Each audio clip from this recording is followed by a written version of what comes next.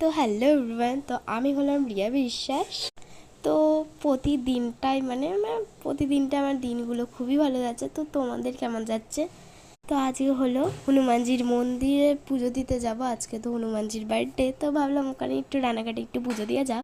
তো এটা হলো হবিবপুরের ব্রিজ। তো হবিবপুরের ব্রিজটা কিন্তু ভালোই করেছে। তো এটা আমার স্কুল। তো আমার স্কুল কিন্তু এখনও খুলিনি, 6 তারিখে খুলবে, অনেকটা দেরি আছে। তো এখন কাদের কাদের স্কুল খুলে গেছে অবশ্যই তোমরা কিন্তু কমেন্ট জানিও। তো রোডটা কিন্তু ভালোই করেছে। তো তোমরা কারা কারা রানাঘাট হনুমানজির মন্দিরে এসেছো অবশ্যই তোমরা কিন্তু কমেন্ট জানিও।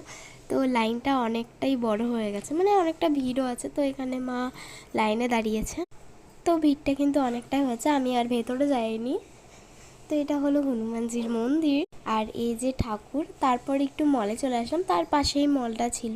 তো মল থেকে কতগুলো জিনিস কিনে নিলাম। তো এখানে সোডা আর চকোস নিয়ে নিলাম, আর অনেক জিনিসই নিয়েছি। তো বাইরে এসে তো আমি একবারে ঘেমে গেছি। তো মলে কি বলবো, মানে এসি চলছিল তার জন্য আর কি। তো এখানে কতগুলো শাড়ি দেখছিলাম, তো এখন তো সেল হচ্ছে। তো আজকের মতন বাই।